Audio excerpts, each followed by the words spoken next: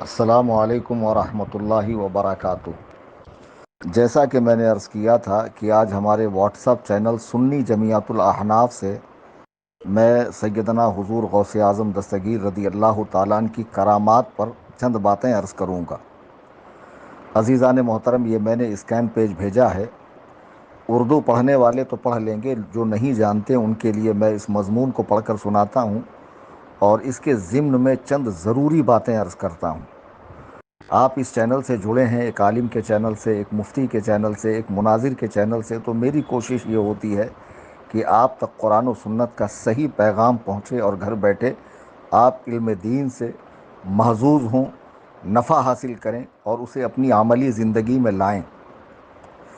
عزیزان محترم، کرامات اولیاء یعنی اولیاء اللہ کی کرامات، اہل حق کے نزدیک کرامات اولیاء حق ہے، اور جو اس کا انکار کرتے ہیں وہ گمراہ ہیں، بد مذہب ہیں، اہل سنت و جماعت سے خارج ہیں۔ کبھی بھی اہل حق کا اس میں اختلاف نہیں رہا ہے کہ اولیاء اللہ سے کرامت نہیں ہو سکتی۔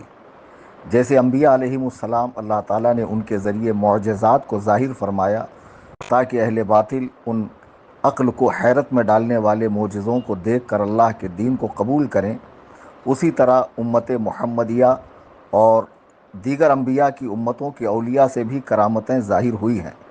حضرات صحابہ سے ہوئی، تابعین سے، تبع تابعین سے، محدثین سے، مجتہدین سے، سلف صالحین سے، صوفیاء کرام سے، ان سب سے کرامتیں ظاہر ہوئی ہیں۔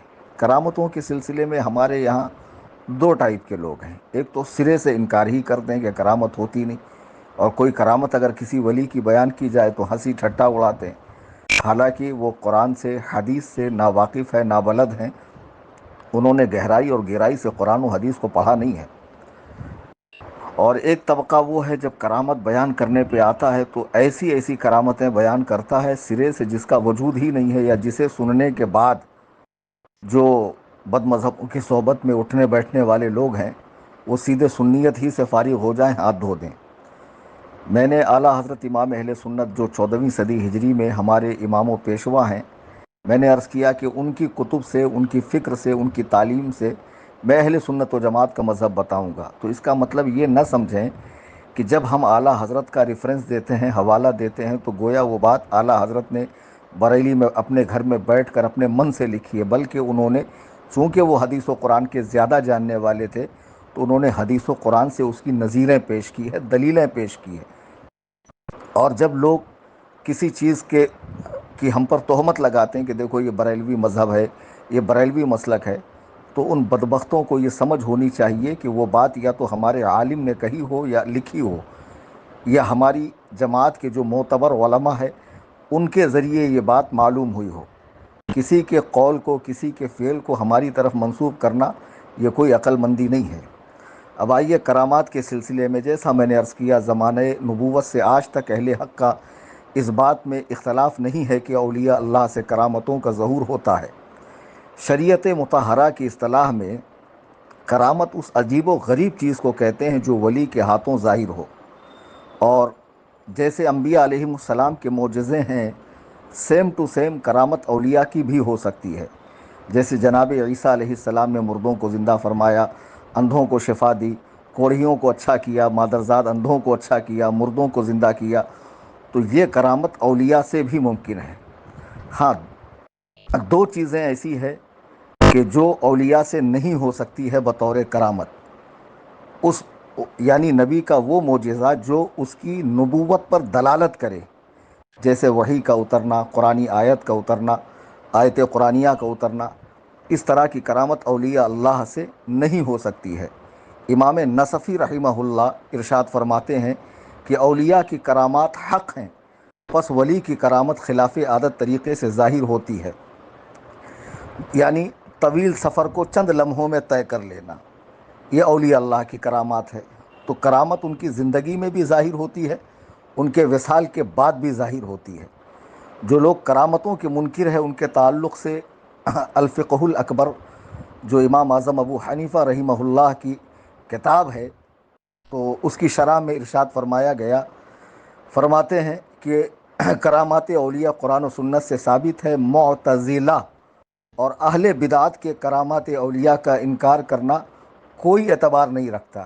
اگر معتزلہ اور اہل بدعت اگر کرامات اولیاء کا انکار کریں تو ان کا کوئی اعتبار نہیں ہے۔ اعلیٰ حضرت ارشاد فرماتے ہیں یہ عقیدہ ضروریات مذہب اہل سنت میں سے ہے، لہٰذا جو کرامات اولیاء کا انکار کرے وہ بد مذہب، وہ گمراہ ہے، وہ بد مذہب، وہ گمراہ ہے، کیونکہ کرامات اولیاء کا انکار گمراہی ہے۔ اب وہ کرامات کی بہت ساری قسمیں ہیں، اور کرامات جو ہیں وہ انبیاء سابقین جو پہلے انبیاء گزرے ہیں ان کے امت کی اولیاء سے بھی کرامتیں ہوئی ہیں۔ جیسے جناب حضرت سلیمان علیہ السلام کے دربار میں ان کے ولی بیٹھے ہوئے ہیں آصف بن برقیہ، پلک جھپکتے ہی انہوں نے تخت بلقیس کو جو ہے دربار میں موجود کر دیا، تخت بلقیس کو پلک جھپکتے ہی موجود کر دیا۔ یہ کرامت نہیں ہے؟ کیا یہ قرآن کریم کے اندر نہیں ہے؟ جناب مریم جو حضرت عیسیٰ علیہ السلام کی والدہ، ان کے خالو حضرت زکریا علیہ السلام جو نبی ہیں، انہوں نے جب بے موسم کے ان کے پاس پھل آتے دیکھے تو پوچھا یہ کہاں سے آیا؟ تو وہ بولی میرے رب کے پاس سے آیا۔ یہ ان کی کرامت تھی، حضرت مریم رضی اللہ تعالی عنہا کی۔ پھر اسی طرح اصحاب کہف کو دیکھ لیجئے کہ وہ 309 سال تک سوتے رہے، پھر اس کے بعد جب اٹھے تو صحیح سلامت، اور جس عمر میں سوئے تھے اسی عمر میں اٹھے۔ یہ ان کی کرامت ہے، تو یہ بھی قرآن کریم کے اندر موجود ہے۔ کرامتوں کا ثبوت قرآن سے بھی ہے، حدیث سے بھی ہے، اور اجماع امت سے بھی ہے، کئی جگہوں سے ہے۔ تو سر دست میں یہاں کرامت کی حجیت پر بات نہیں کر رہا ہوں، اس پر انشاءاللہ مستقل میں آڈیو بناؤں گا اور دلائل کے انبار لگا دوں گا۔ سر دست میں یہ عرض کر رہا تھا کہ جیسے 11ویں شریف کا موسم ہے، مبارک مہینہ ہے، حضور سیدنا غوث اعظم رضی اللہ تعالیٰ عنہ کی 11ویں بڑے دھوم دھام سے تسک و احتشام سے پوری دنیا میں منائی جاتی ہے، اور غوث اعظم کا ادب و احترام ہر سنی کے دل میں، خواہ وہ کسی سلسلے سے ہو، سب ان سے محبت رکھتے ہیں، انہیں چاہتے ہیں، ان کا ادب و احترام دل سے کرتے ہیں۔ لیکن میں دیکھ رہا ہوں کہ کچھ لوگ کم علمی کے بنا پر اس طرح اسٹیج پر بیان کر دیتے ہیں کہ ان کے بیان کو دلیل بنا کر، حالانکہ معلوم ہے میڈیا کا زمانہ ہے اور ذرا ذرا سی بات لیک ہوتی ہے، بات کو کاٹا پیٹا جاتا ہے، آڈیو کے ساتھ ویڈیو کے ساتھ چھیڑ چھاڑ کی جاتی ہے۔ بہت ممکن ہے کہ میری ہی اس آڈیو کے ساتھ چھیڑ چھاڑ ہو جائے، ہے نا؟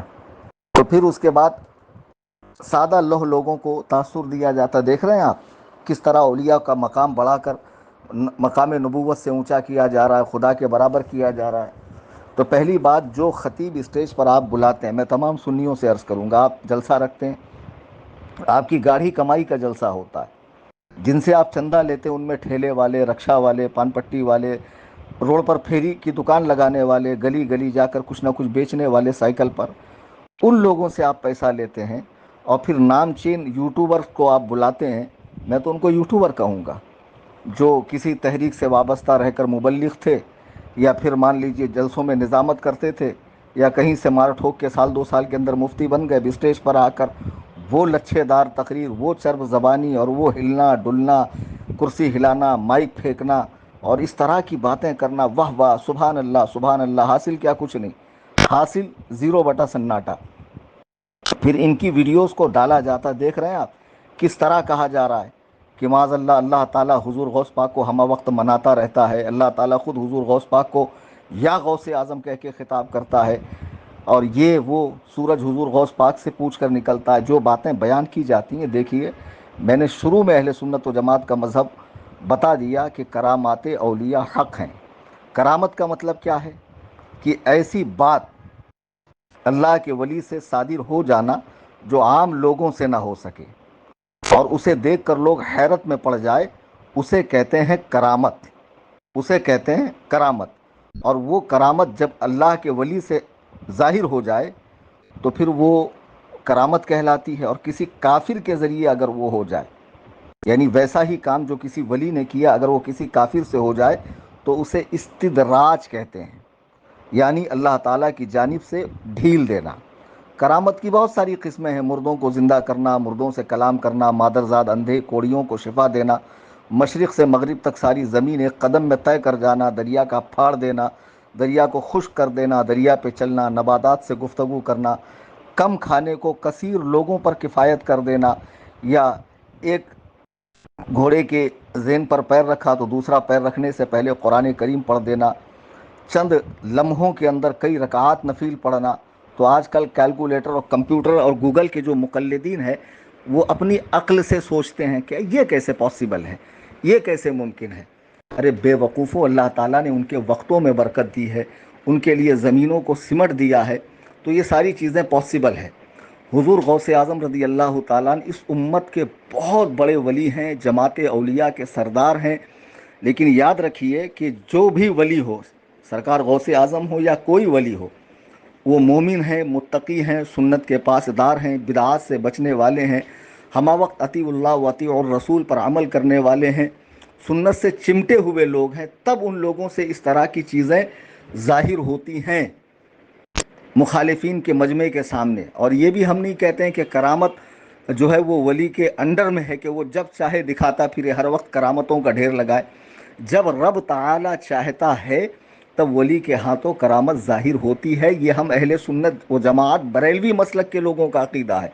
अब हमारा अकीदा हमसे न समझकर मुजावरों से समझोगे, कव्वालों से समझोगे, लच्छेदार मुकर्रिरों से समझोगे, बेपढ़े लिखे मुबल्लिगीन चर्ब ज़बान बड़े बड़े टाइटल लगाकर घूमने वाले यूट्यूबर्स जिनके यूट्यूब पे लाखों फॉलोअर्स हैं उनसे समझोगे तो नहीं चलेगा। अब आइए हुजूर गौसे आज़म रदी अल्लाह ताला अन्हु के हवाले से देख लीजिए कि ऐसी ऐसी करामतें बयान होती है कि हम खुद माथा पकड़ कर बैठते हैं कि ऐसे कब हुआ। मैं आपको एक सच्ची का वाक़या बता रहा हूँ। बहुत साल पहले, नाम नहीं लूँगा वरना सुबकी हो जाएंगी, उन तक भी ऑडियो पहुँचेंगी। खानदेश का इलाका है। फरागत के बाद मैं उस इलाके में इमामत करता था, बहुत पहले की बात है, बहुत पहले की।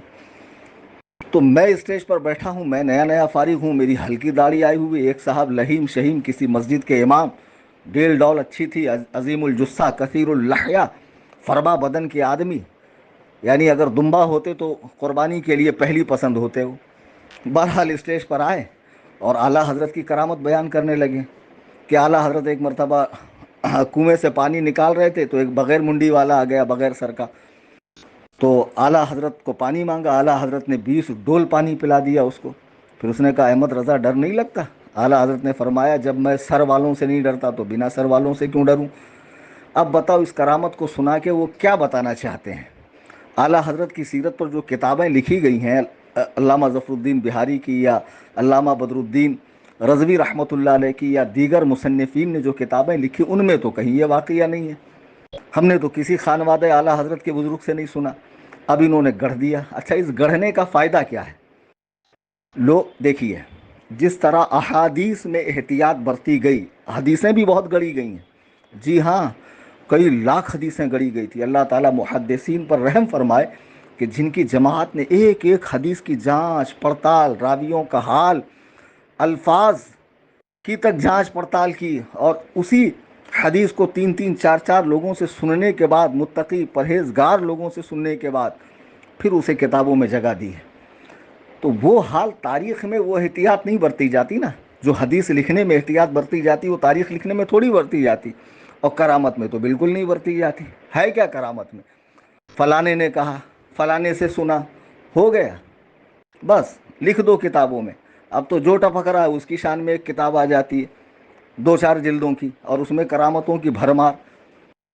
तो अल्लाह के बंदों, हम औलिया अल्लाह से मोहब्बत करते हैं इस बिना पर कि वो कुरान और सुन्नत की पासदारी करने वाले लोग थे, वो अल्लाह व रसूल का इत्तबा करने वाले लोग थे, और वो कोई करामत न दिखाते तब भी हमारी उनसे मोहब्बत है और रहेगी।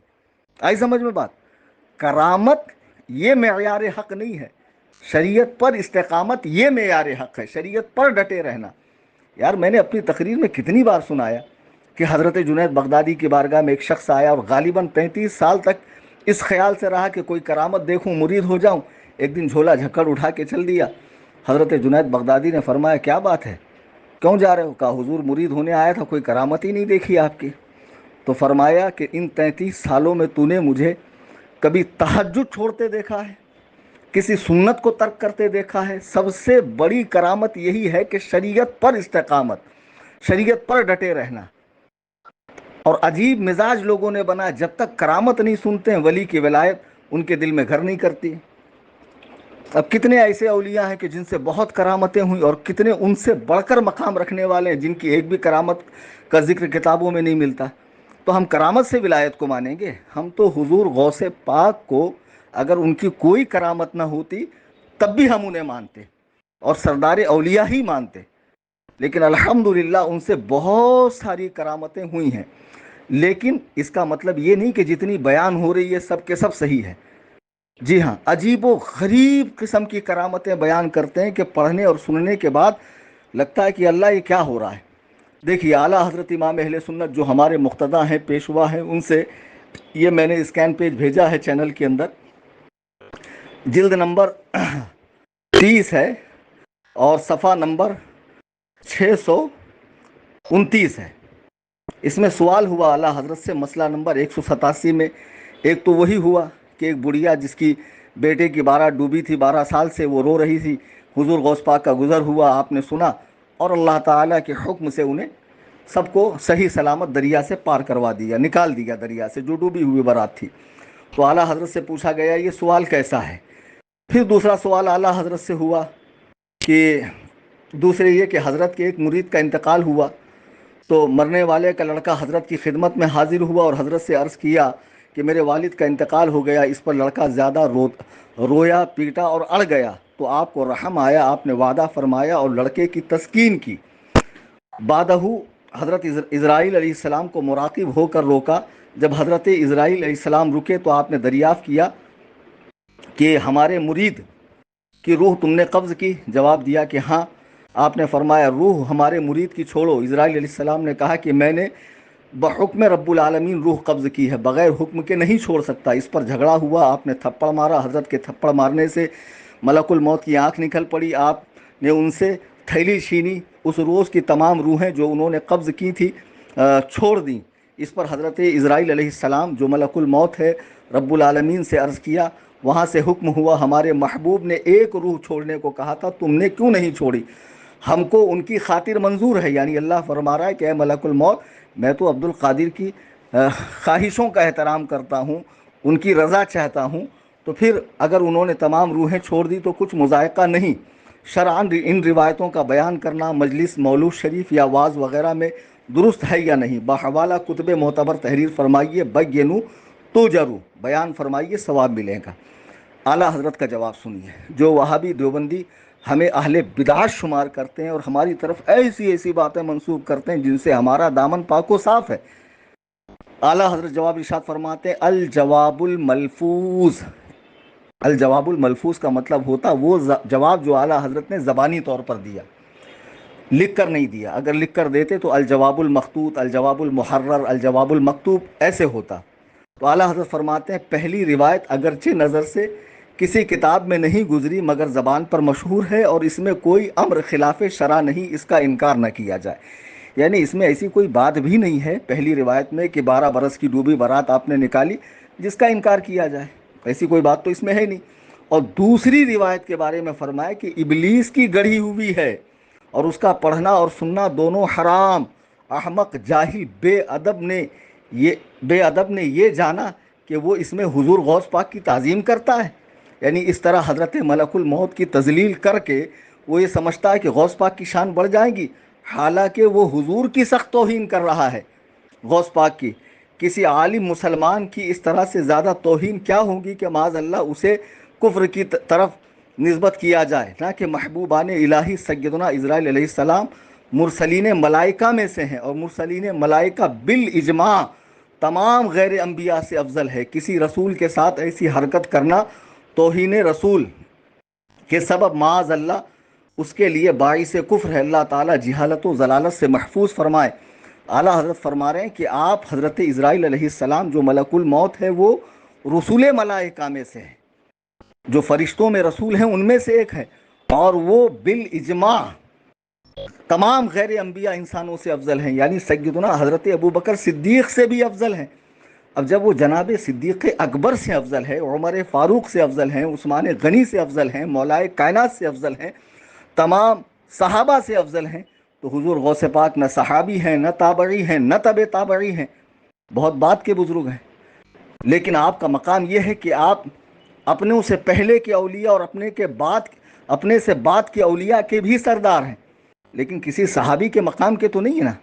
تو جب وہ ان کے مقام کو نہ پہنچ سکے تو حضور غوث اعظم معاذ اللہ ملک الموت کو تھپڑ مارے، آنکھ نکل جائے، یہ حضرت ملک الموت کی توہین ہے۔ اب ذرا سوچئے ہمارے اسٹیجوں سے جو بیان ہوتا ہے اس کی روک تھام کیسے ہو؟ لوگ مجھے کہتے ہیں آپ جلسہ نہیں دیتے، کیا جلسہ دوں میں؟ ہاں، ایسے ایسے 2 ٹکے کے لوگوں کو بلایا جاتا ہے، پھوہڑ شاعروں کو جو ایئرپورٹ پہ جاتے ہی اپنا لباس بدل دیتے ہیں، انگریزی لباس، ٹریک پینٹ، ٹی شرٹ، یہ وہ، سیلفیاں لینا، فوٹو لینا، ویڈیو بنوانا، گانے گانا، یہ سب انٹرنیٹ پہ پھیلا ہوا ہے یہ سب۔ اور اس قسم کے جاہل شعراء کو بلایا جاتا ہے، ناظمین کو بلایا جاتا ہے، خطبہ کو بلایا جاتا ہے۔ ایک صاحب نقابت کر رہے تھے، بعد میں انہوں نے ٹور چلایا ممبئی ٹو بغداد، انڈیا سے بغداد کا۔ اب ان کا تو کام ہی ہے کہ وہ رات دن اس طرح کی کرامتیں بیان کریں کہ لوگ ان کے ٹور سے زیادہ بغداد شریف جائیں۔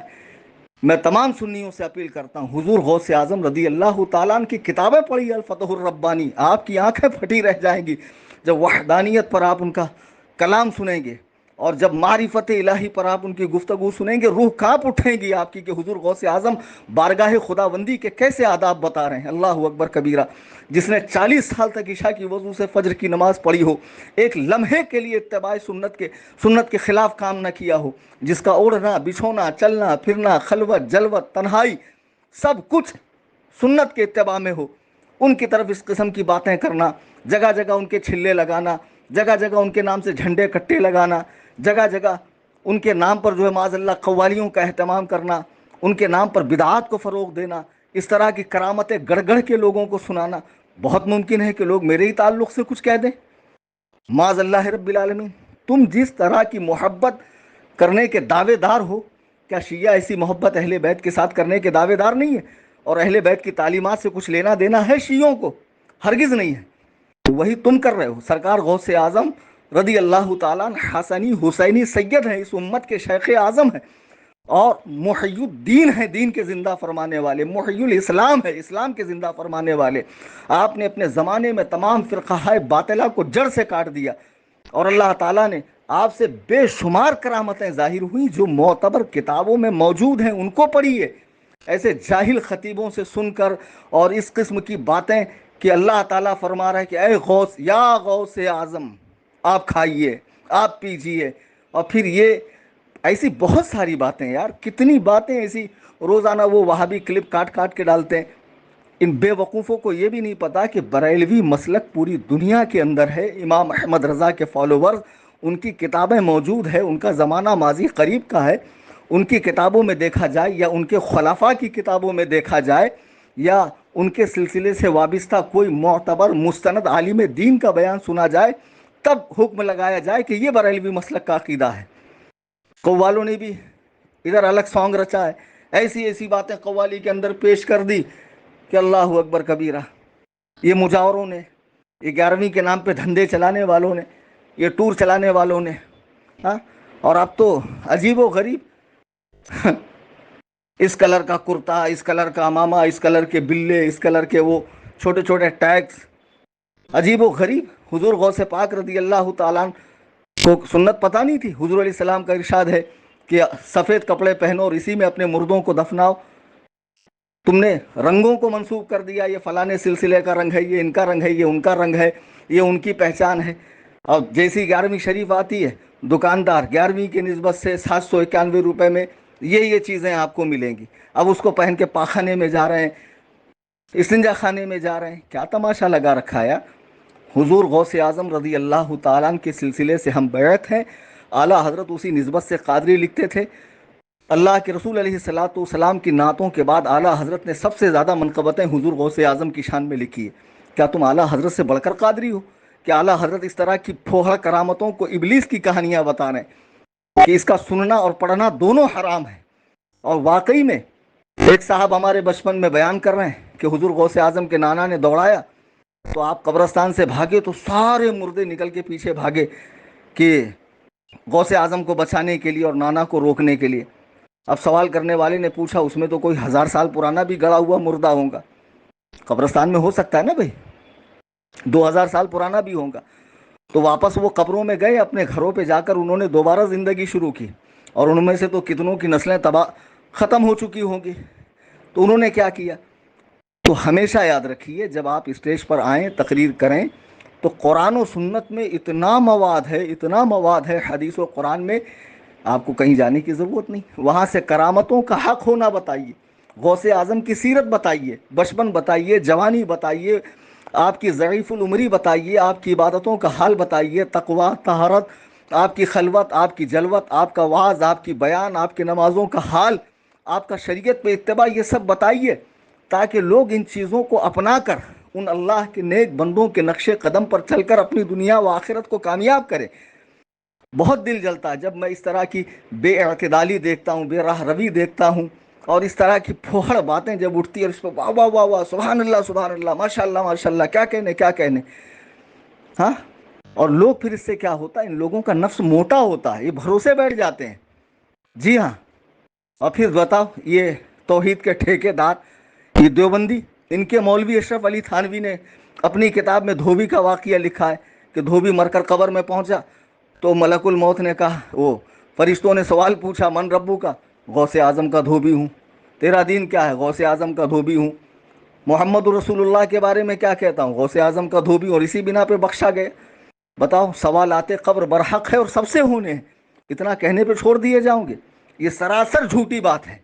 और इसको मौलवी थानवी ने लिखा और वाजों में बयान करता फिरता था थानवी। अनकरीब इंशाल्लाह उसका स्कैन पेज मैं चैनल के अंदर लगाऊंगा। तो हम पर बिदआती होने का और मुबालगा आराई का इल्ज़ाम लगाने वाले अपना जायज़ा लें। अल्लाह ताला हम सबको अक्ल सलीम अता फ़रमाए और शरीयत व सुन्नत का इत्तिबा करने की तौफीक अता फ़रमाए। आला हज़रत रज़ी अल्लाह ताला अन्हु की जो इबारत मैंने भेजी उसे पढ़ी और बरेलवी मसलक समझिए, और इस चैनल से ज़्यादा लोगों को आप जोड़ें, हर सुन्नी को जोड़ें, ताकि उसकी भरपूर दीनी रहनुमाई हो। व्हाट्सएप पर सुन्नी जमीयतुल अहनाफ से हर सुन्नी भाई को, बहनों को आप जोड़ें। खुदा